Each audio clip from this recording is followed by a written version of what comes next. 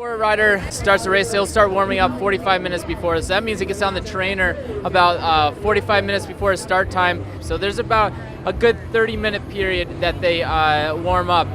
You don't need a very long warm-up. It's just that 30 minutes so that you can get some tempo work in and a few intervals. They'll spend about 10 to 12 minutes doing like a good tempo effort, and what that means is you can't carry on a conversation anymore. So some people relate that to zone 3 in their heart rate zones, but it's just a breathing rhythm and something that they could sustain for 45, 50 minutes if they had to. They'll cool down from that effort, and they'll do about 3 standing start efforts. So that means they'll let the ergometer wind down a little bit, and then they'll do a standing start like they would if they were just starting the time trial. And they'll do that for about anywhere between 20 to 30 seconds. Okay, and that's an all-out effort. Okay, what that does is that increases the lactate accumulation that's circulating in the body. Then they wind down from that and they cool down from that, and then they'll do another one. You need about 3 minutes of cool down in between efforts. With cooling, we use ice towels. So what we do is we put a bunch of ice in a cooler, and we lay down a towel, then more ice, towel, more ice, and we have a bunch of these towels that we circulate with some water on them to get them real wet, and we drape them over the rider when they're warming up. That's just to keep core body temperature low. And also on the way to the start, if it's really, really hot out, sometimes we just take Ziploc bags filled with ice and put them down along the spine, and so that they can just stay cool all the way to the start. So George, your final time trial, your final race here at the USA Pro Challenge. Coming across the line, you kind of put your hand up in the air. The crowd went wild. What did that signify for you? Well, it's just emotional being here with all these people. It's been a long career for me, a good career. I'm proud of it, and I'll be. It's sad. I'm sad to leave. At the same time, I'm excited to spend more time with my family and start a new life. Coming at the start of this race, has it been something that you've been thinking about all along leading up to this day, or were you able to really focus and just kind of now it's sinking in? I've been focused. We've been really working hard to try to win this race. It meant a lot to TJ. I've spent a lot of time with TJ over the last several months, and we've been talking about this race for a while, and so I was focused on that, trying to help him win, which is what I've done my whole career, and I just wanted to not change the last week. I just wanted to keep doing the same thing I've been doing, and still got my fingers crossed for today. How emotional and fitting is it to finish here with this is like one of the biggest crowds around. Have you ever seen such an announcement when you were coming across that finish line? No, even at the start, it was quite emotional. People were really giving me a good send off, and at the finish line as well. It meant a lot to me, and I'm happy that I chose Colorado to be my last race. Last professional race, you be throwing your leg over the saddle anytime soon again? Oh yeah, I'm going mountain biking Tuesday with a buddy of mine. Good. I still want to keep riding my bike. I still love it, and no reason to stop. All right. Congratulations for a great season. Thank you. Did you get choked up at all? No. Now I'm just happy. My wife's here, and my dad's here, and my brother's here. Missing a few members of my family that couldn't make it. They're home watching my kids, but no, it's happy times. They're all, I think, really happy to have me at home more. Biggest Kodak moment of your career? First tour win, stage win a tour. What is it? Probably my wife handing me a lion on the podium of the Tour de France in 2003. Handing you a what? A lion for the best team. Okay, that one. Yep. Okay, that's good. I talked to your wife just a little while ago. She said you've been up and down this week emotionally. Where are you right now? Are you happy? Are you sad? No, I'm happy. It's a great day to finish my career in a time trial with so many people. I just tried to really enjoy every kilometer. She said you and her are now going to do a lot of cooking. She's going to teach you how to cook. What? Yeah, my wife's a great cook. She's taken such good care of me over the last years, and now I want to help her out a bit in the kitchen and see if I can learn some things from her. I didn't have a radio. I don't like racing with a radio. I just went out there and just gave everything that I had. I thought a lot about today, especially on stage 3 when I was struggling to make it over Cottonwood and Independence Pass with a little bit of a knee injury, and this was kind of, besides trying to get TJ here in the yellow jersey, going for the win today was a big carrot for me that I was chasing the whole week. So it's a good motivation to come here, and the crowds were incredible. And this is my home race. I wouldn't have missed this for the world. And no matter how it turns out in the end, I gave everything I had for sure, and felt like I was going fast, and got to be happy with that. Taylor, from what we saw in the pictures, we couldn't see the whole race, obviously, but it looked like it literally could not have gone better. Did it pretty much unfold exactly how you'd imagined? Yeah, I mean, I've done a lot of time trial specific training in the past couple months, leading up to the Olympics, and then had a pretty similar time trial in the Eneco Tour, 2 weeks ago. So it felt great. It's actually funny because I raced in City Park as a Category 3, won a criterium there, and we were going the opposite direction today, but just a course with the wide open turns like this where I can just rail them and take them as fast as I can, and then also take some risks through City Park. That's fun for me, and that's what I enjoy mostly about time trialing. And then I saved enough up for the last 3K and just absolutely buried myself and was hauling ass on the way home. So Levi, after yesterday taking the yellow jersey, you had said yourself you knew you had kind of a tough time coming into this time trial. Take me through the course. It was fast. It was really fast. I felt good in the morning, but I felt good in the race too. But I just think that I've gotten down to a really good climbing weight, and this course didn't suit me. It's dead flat, some corners.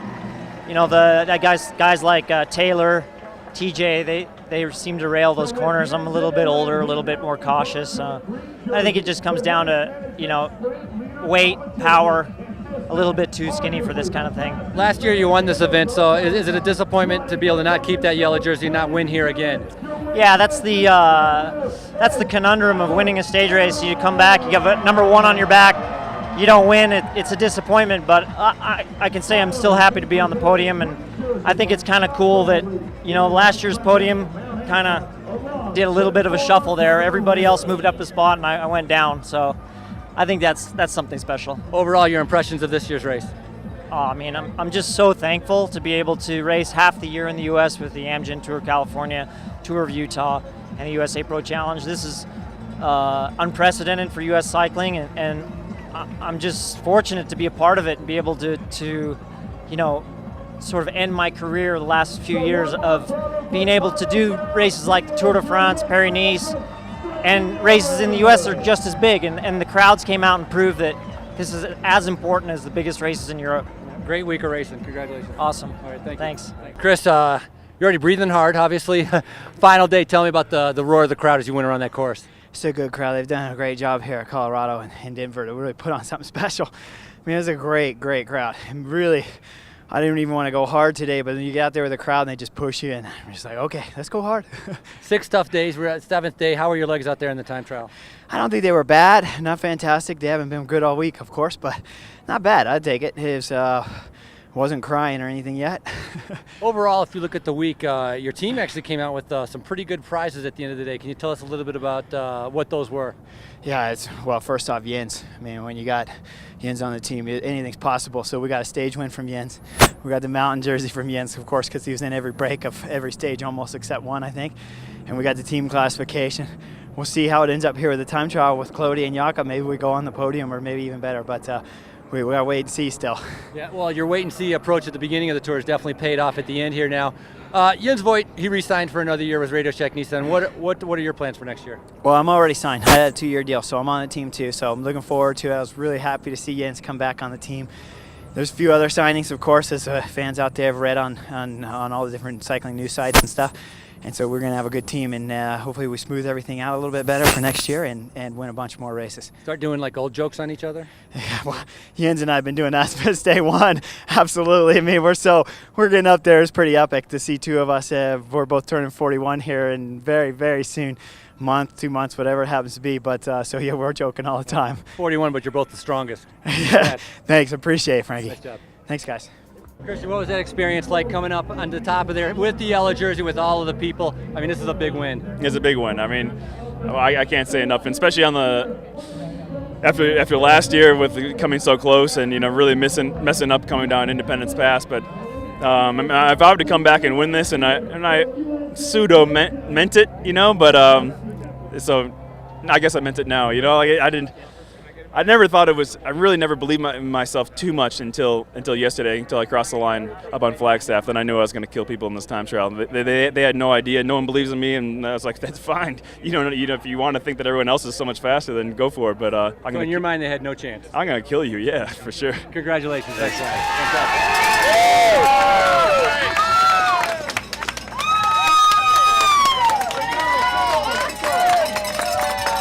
Hi, welcome to Race Radio from the 7th and final stage of the 2012 USA Pro Challenge. I'm Joe Lindsay, joined as always by Frankie Andreo. And Frankie, today's stage is pretty incredible, downtown time trial in Denver. And Taylor Phinney pretty much head and shoulders above everybody else. Yeah, I think he had fire coming off his tires. He was burning around that course, diving into those corners, and just did a fantastic ride. And of course, then the showdown after that was between Christian, Levi, TJ. What the heck was going to happen? And, a fantastic ride by all those guys. Levi not having the ride I think that he wanted to. Christian having the ride that he wanted to. And, of course, that put him into the overall lead. Yeah, absolutely. Christian in the start house was almost quivering with energy. Levi, by contrast, kind of went out a little relaxed. You could see that difference between them. Christian said afterward, he said that, he's always gone into this kind of thing just relaxed and we'll see what we can do. And he said, not this time, man. Yeah. Not this time. So, and kudos to him. He took it. He said he wasn't going to lose, and he went out there and did not lose. And, and a Zerbal, 6th place, a fantastic ride. Absolutely. Top domestic rider, but a very fast, a ton of people, a very fast course. But overall, Christian took the lead. And in the beginning, Garmin was sharp, but they were attacking kind of. It was kind of cuckoo, how aggressive they were doing, kind of different. Mm-hmm. And in the end, it all worked out in their favor. And at the same time, if you look at what BMC did, they almost were like the workaholics of this race. And in the end, they got a little bit more tired, they fatigued, and they didn't really have the fresh legs that Levi and Van de Velde had at the end. Yeah, exactly. And I think, Garmin's tactics combined with the course produced one of the most exciting week-long stage races that I've seen probably in memory. You had, going into yesterday's stage, the Hilltop finish in Boulder, you still had 2 guys tied on overall time after 5 stages of racing. That's pretty incredible. You had new leaders, six different race leaders of this race. Yeah. It was every day, it was somebody different. So that was absolutely... And not only for the leaders, it's for the other jerseys too. The KOM, the green, Tyler Farrow won in the beginning, TJ won the second stage, and then Danielson, I think that was the most exciting stage of them all. Absolutely. And then Tyler won in Colorado Springs. I guess maybe Flagstaff was the most exciting. I don't know. Every day was like a drag race between these teams, all of them taking punches at each other. I loved it. I think it was a fantastic race. Yeah, I thought the interplay of tactics between Garmin's aggressiveness, BMC's kind of traditional approach, and then there's Levi sitting there with no strong team, kind of playing possum. All of that played in to the point where normally you get down to a final time trial, and sometimes it's kind of anticlimactic because here's what's going to happen. And here, I think a lot of us had a feeling that Levi was going to pull it out, but he didn't. And so it was exciting right up until the end. It was seconds all the way down to the end, and they designed the course that way, and it worked out really good. Not having time bonuses, that's what made the difference. Otherwise, the gaps would have been a lot bigger. So overall, I thought it was a fantastic race, and the domestic peloton that were here, they got beat up on pretty good, because it was a little bit different. They're used to trying to get into the break to get those jerseys, but all the Pro Tour teams were doing the exact same thing. They were trying to get into the break, and we saw massive groups go up the road. Huge. And massive chases from behind. But in the end, Van de Velde, a well-deserved victory. Of course, he helped Ryder win the Giro, second at Utah, now number 1. Yeah, absolutely. So congrats to Christian Van de Velde and Garmin and pretty much everybody else at the race. Jens Vogt, all kinds of guys. It was a very exciting race here, and that pretty much wraps it up for us. So that's Race Radio. I'm Joe Lindsay. This is Frankie. Very good. You got taller, yeah, eye to eye. I'm not talking to a shadow anymore. You're not talking to the top of my head. Get off this thing without killing myself.